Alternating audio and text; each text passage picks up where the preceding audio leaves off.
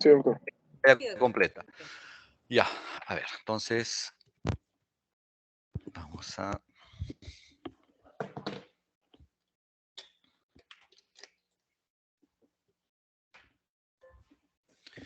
Ya, vamos a hablar de en esta clase de encefalitis autoinmunes.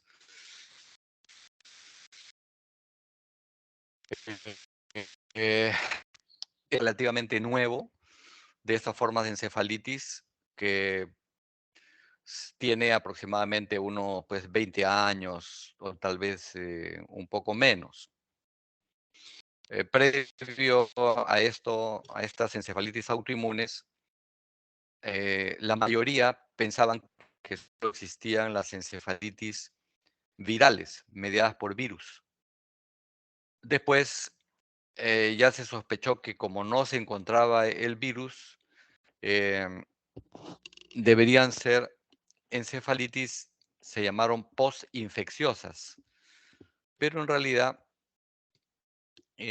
¿por qué se llamó así? Porque estas encefalitis se presentaban eh, semanas posteriores a una enfermedad viral sistémica, es decir, una faringitis, ¿no? Una bronquitis, una rinitis o una gastroenteritis, ¿no? Sistémica, viral, y semanas después se presentaba la encefalitis.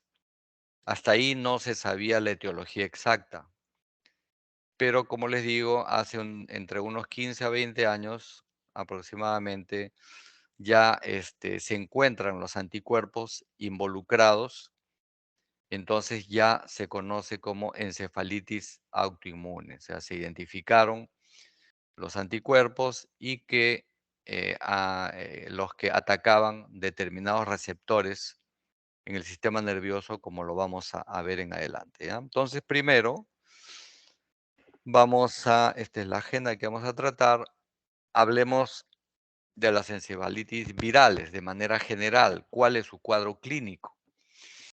El concepto de una encefalitis viral es que se produce por la invasión directa de un virus a las neuronas, ¿no? Entonces, el virus ingresa, se vale del material genético de la célula que infecta para poder replicarse y de esa manera destruye la célula, en este caso las neuronas. Entonces se produce una destrucción del material genético neuronal y esto activa unas cascadas inflamatorias que llevan a la apoptosis o a la muerte neuronal, ¿no? Entonces, ¿cuál es su cuadro clínico? Se produce un trastorno cognitivo y conductual, ¿no? Que dura más de 24 horas y puede persistir. Entonces, al principio, el paciente puede cambiar su conducta, volverse irritable, ¿no? Tener actitudes extrañas que no las tenía. Paralelamente puede ir deprimiéndose el sensorio, cada vez empieza a tener un poco más de sueño, duerme más de lo común, posteriormente ya duerme eh, en el día a la hora que tendría que estar despierto y todo esto necesariamente tiene que ocurrir dentro de un periodo febril. O sea, dentro de la infección aguda se producen todos estos cambios, ¿no? Cognitivos y conductuales. Seguido a esto, pueden haber convulsiones. Signo de focalización se refiere a déficit motor, ¿no? Hemiparesias, hemiplegias o paresias. Entonces, en esos casos,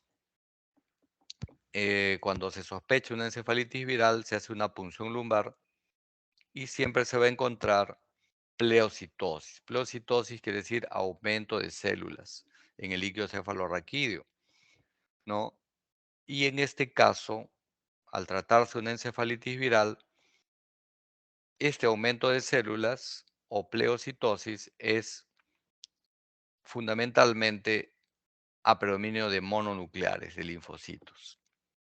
Si es que se encuentran polimorfonucleares, entonces es una bacteriana, ¿no? Y también el aspecto es distinto. En una encefalitis viral, el líquido cefalorraquídeo es claro. En cambio, en una encefalitis viral es turbio o hasta purulento. En una bacteriana es turbio o purulento y en una viral es claro o transparente. En las imágenes, resonancia magnética o tomografía, se van a encontrar lesiones, ¿no? Muchas veces necróticas y hemorrágicas que captan contraste. Y los electroencefalogramas pueden mostrar puntas pseudoperiódicas frontotemporales en el caso que se trate de la encefalitis viral más común, que es por herpes simples. O sea, el herpes 1 es el herpes, es el virus que, por lo menos en el Perú, es la causa más frecuente de encefalitis viral. En esos casos se van a encontrar estas puntas pseudoperiódicas frontotemporales. En otros casos en que hay una encefalitis viral por otros virus neurotropos, llámese ecovirus, coxsackievirus, enterovirus, lo que se ve más que nada es lentificación de ondas, ondas lentas. ¿Ya? Entonces, este es el cuadro clínico y la confirmación con exámenes auxiliares. ¿Ya? Bueno, si uno ya quiere saber el diagnóstico etiológico, hay pruebas inmunológicas específicas que sirven para comprobar que se trata de una encefalitis viral o PCR para herpes virus, ¿no? Porque ya es más difícil cultivar el virus en líquido cefalorraquídeo, es ya mucho más difícil. Entonces, PCR para, para virus de herpes o cualquier otro virus también es para el diagnóstico etiológico. Muy bien, eso es aparte de esto que les dije, que les voy a decir. Las encefalitis autoinmunes, es decir, por anticuerpos que afectan al sistema nervioso, ¿no? Hay dos tipos de encefalitis debidas a anticuerpos que afectan al sistema nervioso. Uno son anticuerpos que actúan contra la superficie de las células neuronales. ¿Qué hay en la superficie de las células neuronales? Están los receptores, ¿ya? Los receptores, en este caso, receptores de glutamato, de los neurotransmisores, ¿ya? Entonces, estos anticuerpos actúan contra, por decir, el receptor 3 de AMPA, que es un receptor de glutamato, ¿no?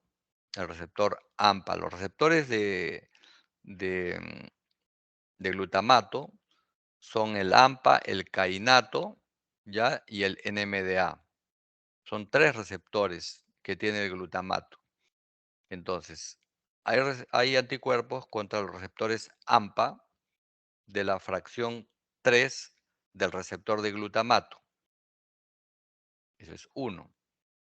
Otro de los más conocidos y el primero y el más común es anticuerpos contra el receptor NMDA de glutamato, contra el receptor 1. Y otro, anticuerpos que también, pero que es un poquito menos frecuente, es contra el receptor NMDA 2, receptor de glutamato NMDA 2. ¿Ya?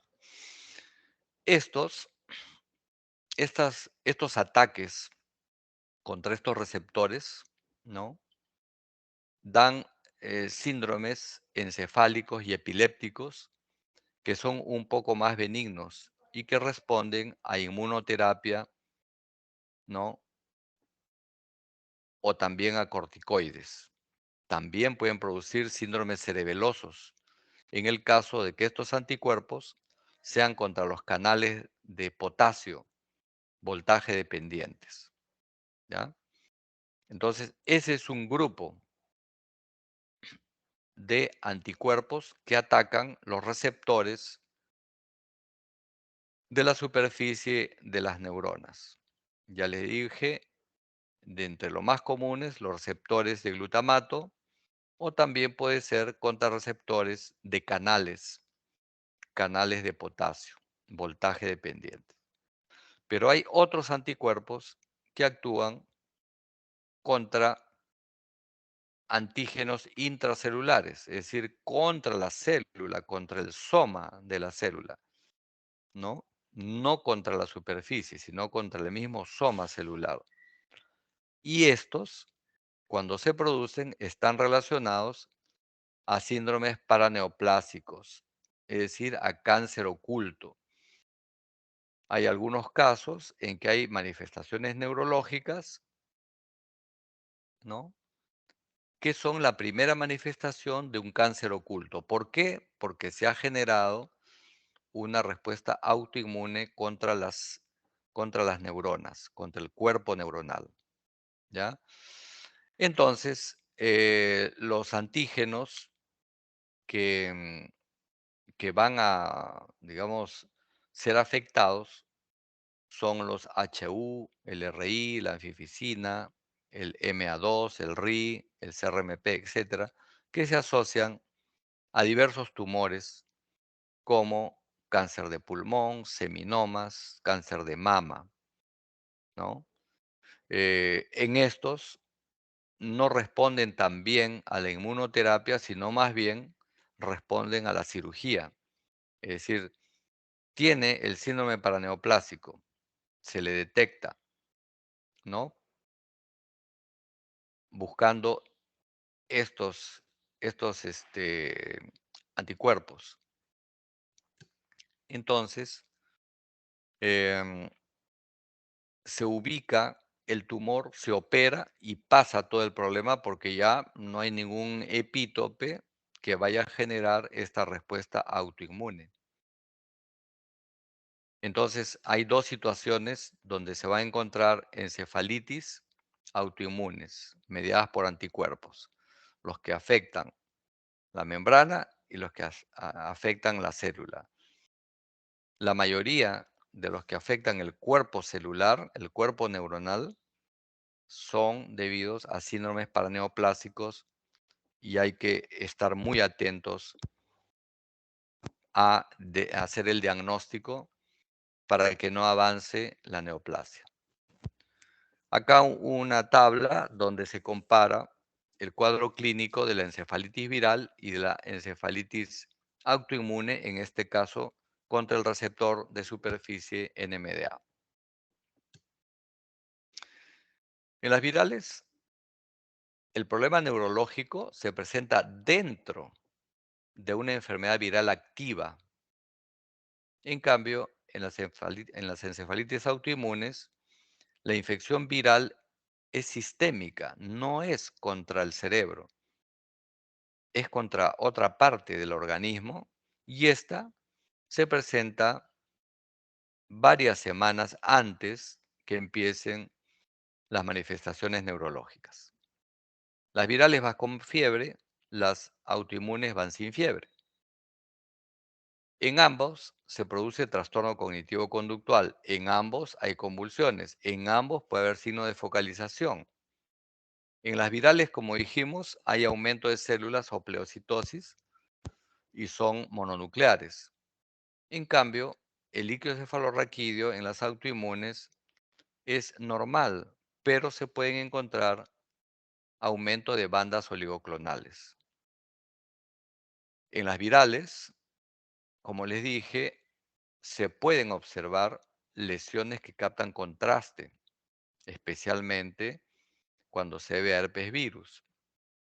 En cambio, en las autoinmunes, las imágenes en el 50% de casos pueden ser normales, pero en otro 50% de casos hay compromiso de la sustancia blanca y la sustancia gris, como vamos a ver más adelante. El electroencefalograma en las virales, si se trata del herpes virus, tiene puntas periódicas frontotemporales. Cuando son otros virus, solo lentificación. En la encefalitis autoinmune es normal o puede haber también lentificación. Las encefalitis virales, al afectar el interior de las células y destruirlas, siempre van a dejar secuelas. En cambio, las autoinmunes tienen una evolución más benigna, pueden no dejar secuelas o las secuelas son mucho menores.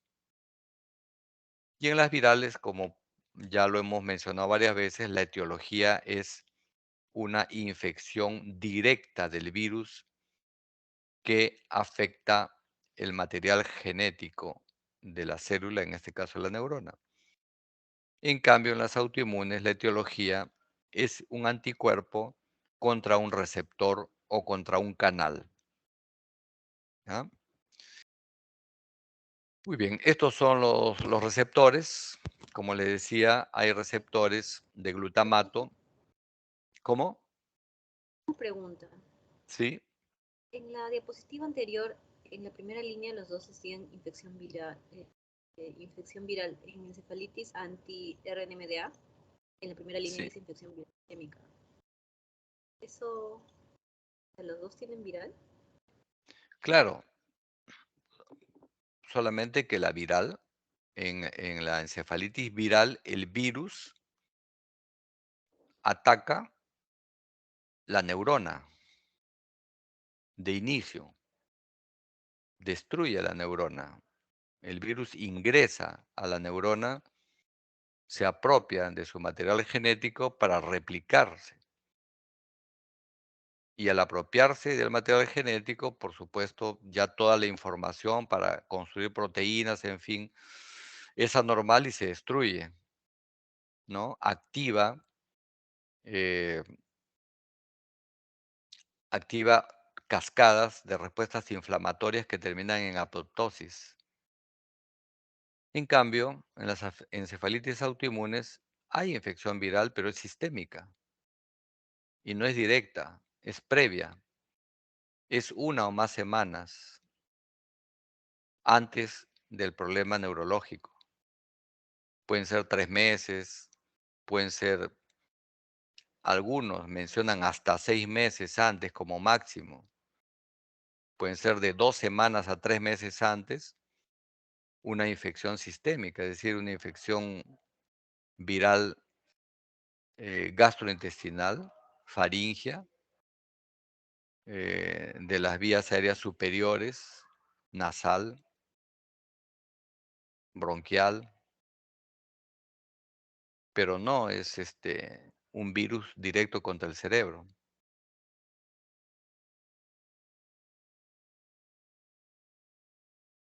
Gracias, doctor. ¿Aclarada la duda o no, no, todavía no está claro? Sí, doctor, gracias. Sí, segura, ¿no? Porque ese es el kit, ese es el asunto, que en la encefalitis viral es la agresión directa y con fiebre en el momento del problema neurológico. En cambio, en la autoinmune no hay fiebre. Si tuvo fiebre por el problema digestivo respiratorio 3 meses antes, 2 semanas, un mes antes, en fin, pero no en el momento de la afección neurológica. La afección neurológica viene después de la infección viral sistémica, ya que eso quede bien claro. Y bueno, este es un ejemplo de los receptores. Ahí ven en la vesícula posináptica los receptores, ¿no? De glutamato, ¿no? Este, que son de diferente tipo, ¿no? Son los receptores NMDA, AMPA y cainato. Están en color celeste, ¿no? Ese es el receptor ionotrópico. Hay otros receptores metabotrópicos, pero que esos no están involucrados en este problema. Se afectan los ionotrópicos, los receptores MDA, AMPA y cainato. Todos son receptores de glutamato que lo ven ahí como esas esferas de color verde. Su función normal es asegurar la transmisión eléctrica, la transmisión de impulsos en el sistema nervioso. Así es como funcionan. Estos receptores se activan y permiten el paso de iones, ¿no? En el NMDA que está a la derecha, permite el paso de ion calcio con salida de ion potasio, por ejemplo. Y en los receptores AMPA o cainato, ¿no? Permiten el ingreso de sodio con salida de potasio. Estos pasos iónicos, como ya les expliqué en la clase de epilepsia, generan potenciales eléctricos que sirven para la transmisión de impulsos. Dios impulsos van a activar pues circuitos, ¿no? Cadenas de neuronas, circuitos que van a tener una función. Pueden servir para pensar, para memorizar, para moverse, para ¿no? cualquier cosa, para coordinar. Son circuitos que se activan, circuitos de acción, ¿ya? Que se van alterados cuando se atacan, los anticuerpos atacan estos receptores, ¿ya? Entonces, estos receptores NMDA son esenciales, ¿no? Para la regulación de esta transmisión eléctrica que le dije, ¿no? La sinaptogénesis, también para la remodelación de la sinapsis y su activación excesiva, ¿no? Se relaciona con estados de excitotoxicidad, o sea, mucho glutamato, ¿no? Se sensibiliza, digamos, estos receptores con los anticuerpos, que ahí lo están viendo en la figura de la derecha. Los anticuerpos en verde están atacando a los receptores de glutamato que están en celeste, ¿no? Entonces, el anticuerpo los ataca y puede producir una sensibilización, ¿no? Se vuelven hipersensibles o si no, producen toxicidad con lesión. En el caso de las encefalitis, eh, RNMDA, antirreceptor NMDA, lo que resulta, los síntomas, mejor dicho, reflejan el rol, digamos, de estos receptores en el funcionamiento de la cognición, en la conducta, en la actividad motora, respiratoria y autonómica, ¿no? Porque al activarse, ¿no? Esta transmisión por glutamato, entonces, como les vuelvo a repetir, se activa una parte de un circuito que tendrá una función. Esa función puede ser, como dice ahí en el párrafo, una función conductual, motora e incluso autonómica o hasta respiratoria, ¿no? Otro efecto que puede ocasionar la unión del anticuerpo contra el receptor es que éste se internaliza, es decir, se mete, ya no se ofrece en la superficie, sino que se invagina, se mete y ya no funciona. Y eso también produce un desbalance de neurotransmisores que da como resultado manifestaciones psiquiátricas, conductuales, cognitivas, en fin, todo lo que le hemos mencionado, ¿no? Entonces, esa es la razón que estos anticuerpos contra estos receptores alteran, ¿no? Esta transmisión eléctrica, este paso de la transmisión eléctrica a través de los receptores, ¿no? Y que van a concluir en una función que se ve alterada. Bueno, es una de las causas más frecuentes de cefalitis autoinmunes o inmunológicamente mediadas, ¿no? Hay otra que no la vamos a tocar ahora, que es la encefalomielitis aguda diseminada, que también es frecuente, especialmente en niños. Esta forma de encefalitis autoinmunes es bien frecuente en jóvenes, y en mujeres especialmente. Por ejemplo, esta referencia es que el 80% de pacientes con este síndrome son mujeres y en el 40% en que se les diagnosticó esta forma de encefalitis tenían menos de 18 años. Igual, otro estudio en el Reino Unido, 40% de pacientes eran niños y adolescentes, en un estudio de 81 pacientes, ¿no? Y en otro estudio, el 23% incluso menores de 18 años. Lo que quiere decir es que se puede ver en personas jóvenes, adolescentes e incluso en niños. Es más frecuente. ¿Cómo se presenta? Se presenta primero con una fase prodrómica, con dolor de cabeza, eh, con fiebre, manifestaciones respiratorias, digestivas, una o más semanas antes de los síntomas neurológicos, ¿no? Como les digo, fácilmente pueden ser 3 meses antes, excepcionalmente medio año antes.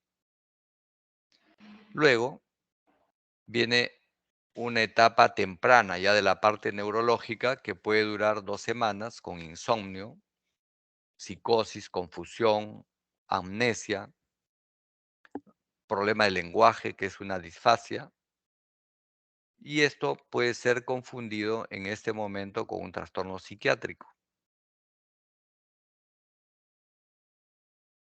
2 semanas después se manifiestan los movimientos anormales de tipo coréicos, gesticulaciones de la cara, mutismo, convulsiones, problemas autonómicos de hipoventilación, apneas, compromiso de la conciencia que puede llegar al coma incluso. Después de esta etapa, se tiende a estabilizar, por supuesto, con el tratamiento instalado. ¿Qué exámenes se hacen para confirmar el diagnóstico? En realidad, se piden únicamente un dosaje de anticuerpos contra los receptores NMDA en suero. Cuando ocurre esto, tienen un 75% de sensibilidad en suero, pero si lo piden en líquido cefalorraquídeo, su sensibilidad es del 100%. Entonces, lo mejor es pedir en líquido cefalorraquídeo, ¿no? Como se mencionó al principio, en el líquido cefalorraquídeo puede haber una, una pleocitosis, pero puede ser normal y solamente detectar bandas oligoclonales, ¿no? A veces, pero podrían no estar frecuentes. Entonces, la diferencia que hay entre una encefalitis autoinmune y una viral es que en estas autoinmunes pueden haber bandas oligoclonales, que sería un, un signo indirecto, pero ya sabemos que con la detección del, del anticuerpo en el líquido cefalorraquídeo ya tenemos el diagnóstico etiológico. Hasta que lleguen esos exámenes, se le puede hacer una resonancia magnética, que en 50% puede ser normal, y en el otro 50% pueden haber lesiones hiperintensas en los protocolos T2 y FLAIR, en el sistema límbico, en la corteza cerebral temporal, en el tronco encefálico, en los ganglios basales o en el cerebelo. El electroencefalograma muestra actividad lenta, difusa. Puede haber, en caso que el paciente tenga convulsiones, focos epileptogénicos también, ya sea dentro de una crisis o entre las crisis, o sea, focos epileptogénicos ictales dentro de las crisis o interictales entre una crisis y otra. Esto se hace evidente cuando la enfermedad está en su punto más alto y unas ondas típicas que se deben observar son las ondas lentas en cepillo o delta brush, Ya vamos a ver un ejemplo de cómo es esto. Acá está este electroencefalograma. Como ven, son lentos, ¿no? Se ven como ondas amplias. Ese es el aspecto de un electroencefalograma lentificado. Normalmente se ven ver ondas mucho más rápidas, pero acá está lentificado, excepto en algunas líneas de arriba a abajo, 1, 2, 3, 4, en la sexta y la séptima línea, de arriba a abajo si cuentan, hay onda lenta, pero está superpuesta esa onda lenta por unas ondas chiquitas, ¿no? Las ondas lentas se llaman ondas delta y las ondas chiquitas se llaman ondas beta. Esa superposición de ondas beta sobre las ondas delta se llama, como se observa, ¿no? Delta brush o ondas lentas en cepillo, ¿no? Las ondas chiquitas parecerían los dientes de un cepillo, pues, ¿no? Abajo también se ve lo mismo, pero más nítido en las líneas 6 y 7. Esa es la imagen típica de un delta brush electroencefalograma. Ahora, estas encefalitis autoinmunes también pueden estar relacionadas con tumores, a veces, dependiendo de la edad y del sexo. Esto se debe sospechar siempre cuando se trata de mujeres, ¿no? Mayores de 18 años, las que en el 56% de casos presentan teratomas en el ovario. Y como también se presenta en niños, especialmente en niñas, se ha asociado a teratoma ovárico en 10% de niñas entre los 7 a los 10 años, ¿no? Ahora, en niños, en varones, también se puede relacionar a tumor testicular de las células germinales, ¿no? Y puede llegar a un 40% entre los 13 y los 18 años. Entonces, siempre, por esta razón, ¿no? Hay que hacer estudios de seguimiento por imágenes de tórax, abdomen y pelvis durante 2 años, con estudios de resonancia magnética cada 6 meses hasta completar 2 años. ¿Para qué se hace eso? Para ubicar un eventual tumor oculto. Si en 2 años en las imágenes de resonancia magnética no sale nada, quiere decir que solo fue un fenómeno autoinmune y no estuvo relacionado con tumores, ¿ah? Estas son las imágenes de un teratoma ovárico, ¿no? Observado en una paciente adolescente que tuvo cuadro de encefalitis autoinmune.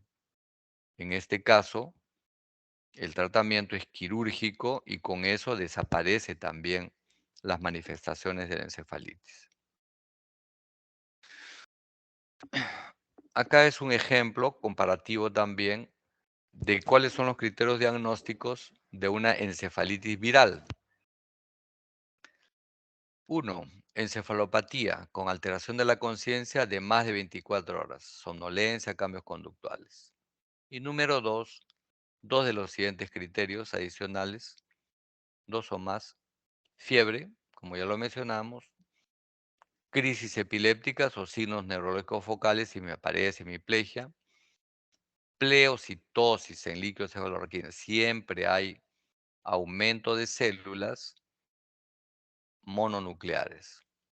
Y el electroencefalograma que le dije que en caso de la encefalitis viral, actividad periódica de tipo epileptiforme, ¿no? Y en las imágenes, ahí ven el tipo de lesión que produce en ese lóbulo temporal izquierdo, en esta imagen de resonancia en un corte axial, ¿no? Que está en FLAIR, y ahí se ve el, un brillo a nivel de todo el lóbulo temporal izquierdo. ¿ya? Esa es la lesión que produce el virus. Generalmente estas lesiones son temporales, unilaterales o bilaterales, o pueden afectar el lóbulo frontal también. ¿Por qué? Porque el virus se adquiere por vía respiratoria y se supone que a través del nervio olfatorio entra el virus directamente al cerebro y lo más cercano que tiene son los lóbulos temporales o los lóbulos frontales. Por eso es que dan esas imágenes en esa localización. Y a la derecha ven esas puntas, ¿no? De tipo periódicas, que ven esas como agujitas hacia abajo, son las puntas periódicas que son características de la encefalitis herpética. Criterios para la encefalitis autoinmune anti-RNMDA. Debe cumplir 3 criterios para que sea una encefalitis autoinmune probable. Menos de 3 meses de evolución, ¿no? Como les dije, la infección viene previa, generalmente hasta 3 meses, excepcionalmente 6 meses, y debería tener 4 de los 6 siguientes síntomas: alteraciones cognitivas, alteraciones del lenguaje, epilepsia, movimientos anormales, trastorno de conciencia y disfunción autonómica con una hipoventilación, ¿ya? Entonces debería tener 4 de estos 6 y al menos uno de los exámenes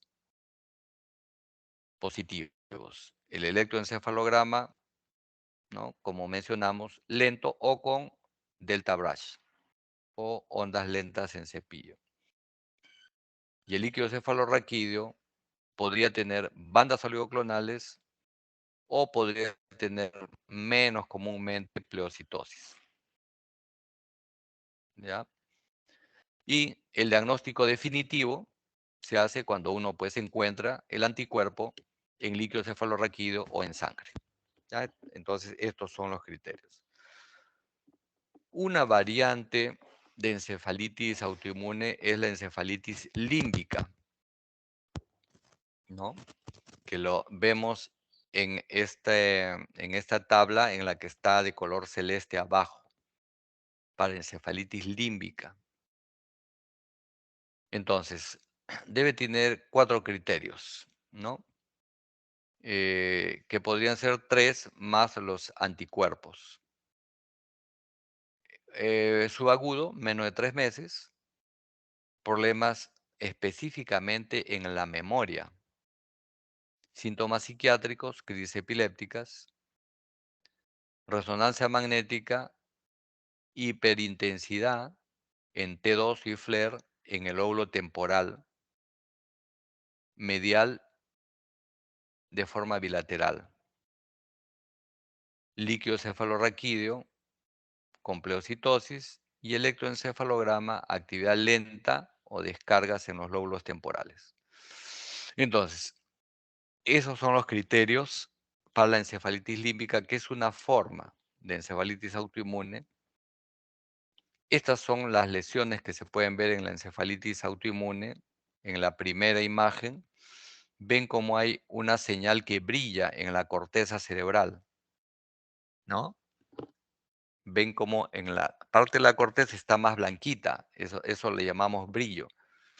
Quiere decir que hay un compromiso inflamatorio ahí por la afectación de las células de la corteza cerebral. En la imagen del centro es otra forma de manifestación cuando compromete también los núcleos basales donde hay células. También hay neuronas, los núcleos basales son conglomerados de neuronas y un poquito de brillo también en algunas partes de la corteza cerebral, como por ejemplo adelante, mejor dicho, a la parte de arriba, ven en la corteza cerebral un poco más de brillos claros, ¿no? Quiere decir que también compromete corteza y núcleos de la base. Y en la derecha ahí hay compromiso también de sustancia blanca, un compromiso inflamatorio. Y esto es las imágenes en la encefalitis límbica, en que los criterios decían en que el brillo, ¿no? La hiperseñal, como en la resonancia A, está ahí en la cara interna de los lóbulos temporales, que es el hipocampo. Y en la imagen B también está señalando ese brillo en esa parte que se llama el hipocampo. Y a la izquierda está en ese dibujo, la parte coloreada representa el sistema límbico. Y por eso le llaman encefalitis límbica, porque ahí donde está la amígdala, donde en el esquema, donde hay una flecha que señala la amígdala y el hipocampo que está en amarillo, ¿no? Entonces, todas esas zonas pertenecen al sistema límbico y en la resonancia se ve que están alterados a nivel bilateral, ¿no? Ustedes saben que el lóbulo temporal es muy importante, es básico en la conservación de la memoria y por eso estos pacientes, ¿no? Uno de los síntomas principales son las fallas en la memoria, ¿no? Junto con lo que va a venir después con el trastorno del sensorio, el trastorno de la conducta, todo lo que ya hemos visto que son características, ¿no? Convulsiones, en fin, ¿no? Pero básicamente, para hacer diagnóstico de encefalitis límbica, hay que tener estas imágenes ahí en esas zonas del hipocampo, que representan una parte del sistema límbico. Muy bien, como ven, en esta lista de todos los anticuerpos que describe el doctor eh, Dalmau, esta publicación en el 2018, se ve en primer lugar el primer anticuerpo y el más frecuente también que él describió o que él encontró en su laboratorio, ¿no? Es el anticuerpo antirreceptor NMDA, ¿no? Con sus manifestaciones, características, ¿no? Y su relación con cáncer oculto. Y así, después sigue una lista que fue encontrando poco a poco, ¿no? De otros anticuerpos contra diferentes receptores que daban manifestaciones distintas y que también estaban relacionados a otro tipo de tumores, a timomas, a linfomas, ¿no? A cáncer de células pequeñas del pulmón, en fin. Entonces, desde la descripción inicial de la encefalitis anti-NMDA se han descubierto muchos otros. Entonces, si uno tiene un cuadro de una encefalitis de tipo autoinmune no viral, entonces el diagnóstico preciso va a ser con la solicitud del estudio de estos anticuerpos, especialmente en líquido cefalorraquídeo, independiente del tratamiento que ya siempre va a ser con eh, inmunomoduladores. El pronóstico, los pacientes con etiología paraneoplásica con tumor oculto, ¿no? Mejoran 100% y rápido con la resección del tumor. Los que no tienen tumor y solo es un fenómeno autoinmune, pueden volver a recaer, ¿no? Por lo tanto, los tratamientos deben ser muy potentes, ¿no? Inmunomoduladores muy potentes, porque una de las causas de recaída puede ser un tratamiento inadecuado. Es decir, pasan los síntomas e inmediatamente se deja el tratamiento. Eso trae recaídas. Estos pacientes hay que tratarlos con inmunomodulación no menos de 6 meses para que no hayan recaídas. Las complicaciones que puede tener dentro del cuadro clínico es que puedan tener convulsiones resistentes, problemas disautonómicos con apneas que puedan requerir digamos, unidad de cuidados intensivos. Y las mediatas, o sea, como secuelas, podrían dejar epilepsia, trastornos cognitivos, del aprendizaje, de la conducta, a mediano o a largo plazo. Y esto es un algoritmo de cómo se debe manejar, ¿no? Entonces, ante la sospecha, ya sea porque tenemos cuadro clínico con líquido cefalorraquídeo, con bandas oligoclonales o pleocitosis, la resonancia puede mostrarnos hiperseñales en la corteza cerebral, ¿no? Bueno, difícilmente, ¿no? Se puede pedir neuropatología, alguna biopsia, por ejemplo. Además, el patrón electroencefalográfico sospechoso con delta Brush y enlentecimiento y exclusión de otras patologías, entonces nos hacen pensar en que se trata de una encefalitis autoinmune. ¿Qué hacemos? Le pedimos anticuerpos contra el receptor NMDA. Si es negativo, como sale el brazo a su derecha, entonces se vuelve a reconsiderar otra etiología. Pero si es positivo, no sale positivo el receptor, depende.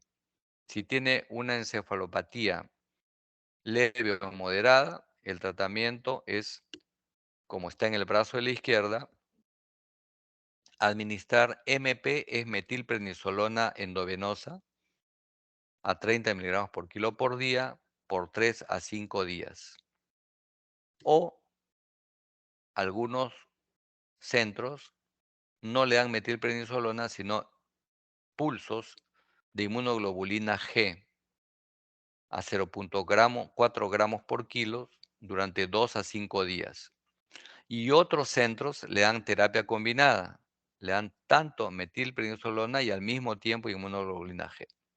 Si hay una buena respuesta, ya el paciente se va a ser tratado ambulatoriamente, pero con prednisona a 1 miligramo por kilo durante 6 meses. Y como les dije, en estos 6 meses hay que volver a hacer estudios por imágenes de tórax, abdomen y pelvis y se van a repetir cada 6 meses durante 2 años. En caso, volvemos arriba, en caso de que sea positivo, pero produjo una encefalopatía severa, que está en el brazo de la derecha, entonces se utilizará plasmaféresis con 5 recambios en 10 días, es decir, un recambio interdiario. Si hay una mala respuesta, entonces se podrá utilizar el rituximab, micofenolato o ciclofosfamida. Entonces, ya, digamos, son otros tratamientos con inmunomoduladores más potentes, ¿no? También se puede utilizar azatioprina, que no la hemos puesto ahí, ¿ya? Bueno, entonces creo que ha sido un resumen de lo que son las encefalitis autoinmunes. No sé si queda alguna pregunta, alguna duda respecto a esta entidad clínica. Doctor, de los casos que mencionó, ¿cuál es la más frecuente? La más frecuente es la encefalitis anti-NMDA. La encefalitis límbica también se puede producir, pero es menos frecuente, ¿no? Y se caracteriza pues por básicamente problemas de memoria, ¿no? Que se van presentando progresivamente junto con los síntomas psíquicos. Otra de las frecuentes es, por decir, eh, las que van a producir un síndrome miasteniforme, como el síndrome de Lambert-Eaton. Por ejemplo, acá me parece que acá está en acá debe haber una, a ver, acá en esta segunda. Sí, acá, en la fila número 1, 2, 3, 4, 5, que produce inestabilidad de la marcha, debilidad muscular, ¿no? O sea, como una debilidad, como una miastenia, ataxia, síndrome de miasténico de Lambert-Eaton. ¿Esto a qué se relaciona? Hacia la derecha, CP, ¿no? Esas son un cáncer de células pequeñas, de cáncer de pulmón, ¿no? Entonces, y esto es contra un anticuerpo contra este receptor, ¿no? VGSC. Y este también es frecuente, ¿no? Un síndrome miasteniforme, como una miastenia gravis, pero que se debe a encefalitis autoinmune por cáncer oculto en el pulmón, ¿no? Por ejemplo, ese es uno frecuente también. Encefalitis límbica, pero el más frecuente es el anticuerpo contra receptores NMDA. ¿Alguna otra pregunta? Gracias. De nada. Doctor, buenos días. Sí, buenos días. ¿Alguna pregunta? Sí, en la sesión se mostró una imagen de una paciente con encefalitis eh, por causa de un teratoma ovárico. Eh, Ujú, sí. más allá de más allá del diagnóstico neurológico, normalmente uno pide imágenes arriba, ¿cierto? Pero como digamos que es clínica, en su experiencia nos haría también sospechar de que esta encefalitis es característica de este teratoma, lo más frecuente, por así decirlo. En realidad, no, no. En todos los pacientes mujeres jóvenes, sobre todo mujeres jóvenes, que tengan encefalitis de tipo límbica o anti-NMDA, a todas hay que hacerle seguimiento, a todas. A toda mujer hay que hacerle seguimiento porque puede ser que sea a causa de un cáncer oculto, especialmente de ovario, ¿no? Porque está oculto justamente. Entonces hay que buscarlo cada 6 meses, hasta 2 años. Pero no tienen una característica particular, o sea, no se relaciona el tipo, la variante de encefalitis, porque todas las encefalitis van a ser iguales, las autoinmunes.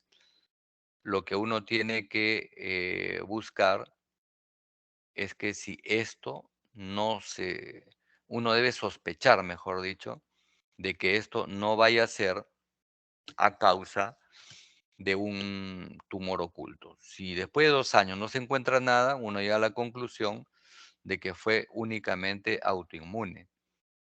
Pero estos pacientes uno le tiene que hacer un seguimiento durante 2 años, porque lo puede encontrar en cualquier momento, ¿no? Y si no, bueno, mejor, ¿no? Ya no volverá a repetir. Otra de las cosas que hacen sospechar que esta encefalitis se debe a un tumor oculto, como se mencionó también, es la mala respuesta al tratamiento. Cuando son puramente autoinmunes, mejoran más rápido. En cambio, cuando, digamos, son por tumor oculto, como que no mejoran tanto ni tan rápido. Entonces, eso debe hacer sospechar de tumor oculto, ¿no? Cuando uno usa corticoides, mejora parcialmente, usa inmunoglobulinas parcialmente, usa plasmaféresis parcial. Bueno, entonces no mejora totalmente, con mayor razón, buscar el cáncer oculto. Me queda mucho más claro, doctor. Muchas gracias. Ya, muy bien. ¿Alguna otra pregunta?